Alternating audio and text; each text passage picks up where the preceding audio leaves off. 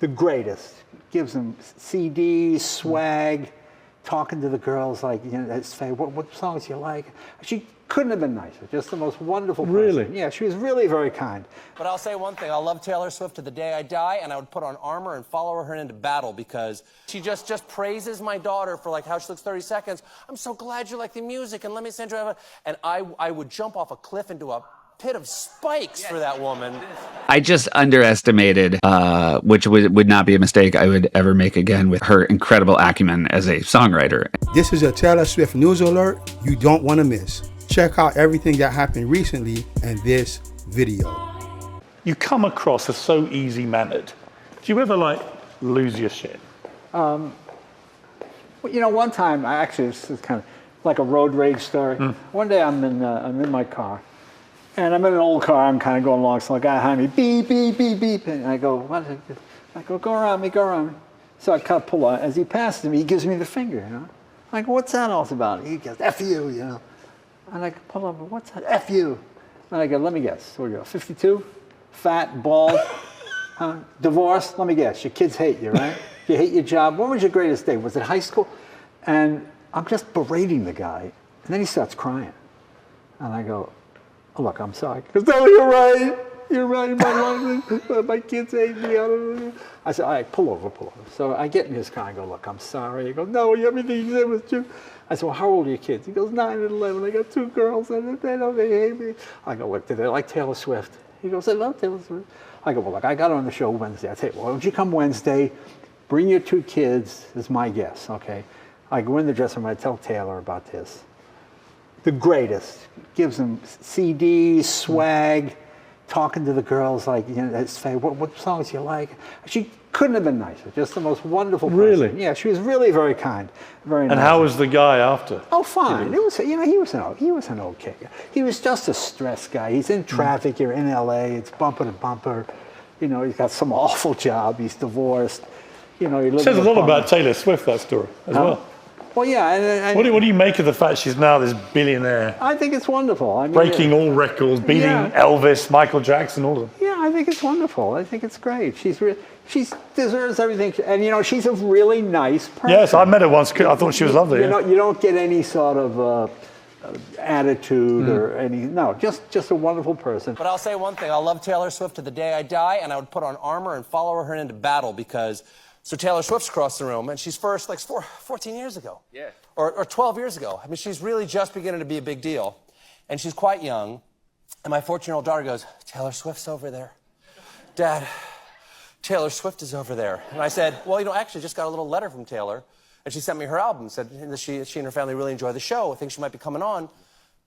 And we're both nominees. You want to go say hi? It's perfectly normal. It's a little room here. And so she goes, mm-hmm. And so we get up. And I walk over, and Taylor's talking to somebody, and as somebody walks away, I just say, Taylor, hi, Stephen Colbert, thanks so much for the album. I really appreciate it. You know, may I introduce my daughter?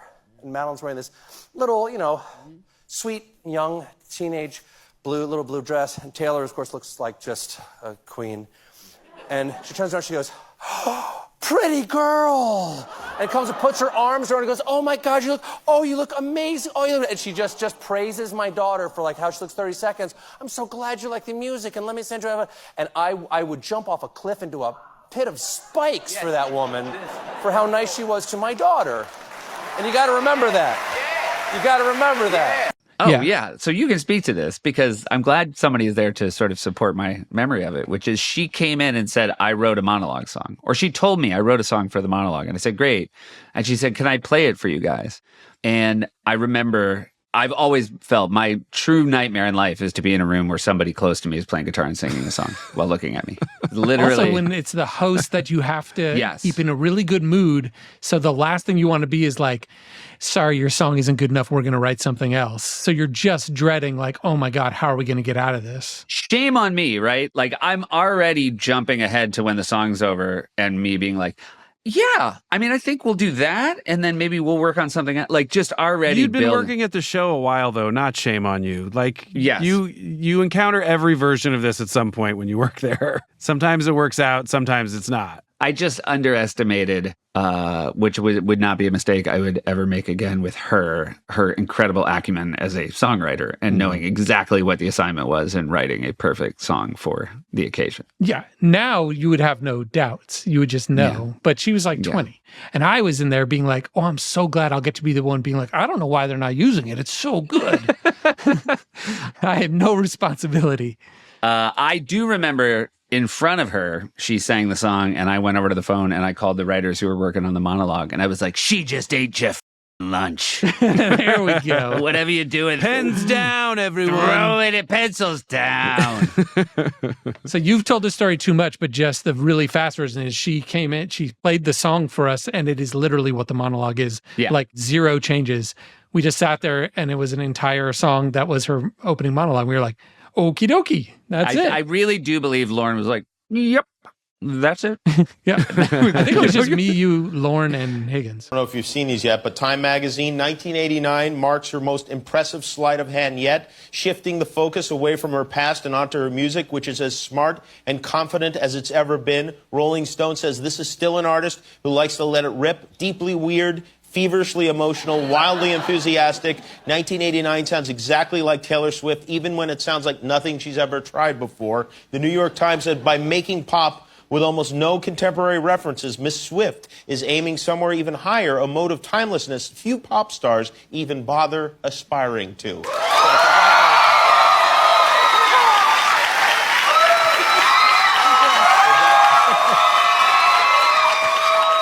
You just, like, when I hear stuff like that, I just, like, don't have any control over, like, my body. I'm really? Just, like... Do you get excited or do you not care? I care. You do care. Okay, good. People who say they don't care are lying. It's a top-selling record of 2019, which is great and all that, but it's actually the best record I heard this year. It is so good, and I love it so much. Hey! I know. I'm not a music critic. Really? What am I talking about? But well, it counts. It made me feel nice. It makes you feel nice? Yeah. I have some real reviews from real people. Oh. Lover is Swift's most mature album and her most fun one all at once, Variety. Taylor Swift is one of the best pop lyricists our era has ever produced. Vanity Fair. Lover is a career... I agree with that one, too. Lover is a career-topping masterpiece, Rolling Stone. These are great reviews. I just want to break down a couple of things. In just one day of sales, it became the top-selling album of the year already. Yeah, in just one day of sales of the whole year. Midnights broke Spotify's record for most streams in a day. Today, the top 10 songs on Apple Music and Spotify are from Midnights. You can plug your ears, because I'm just going to keep going. No, I like it too much. Rolling Stone called Midnights an instant classic in their 5-star review. Rolling Stone.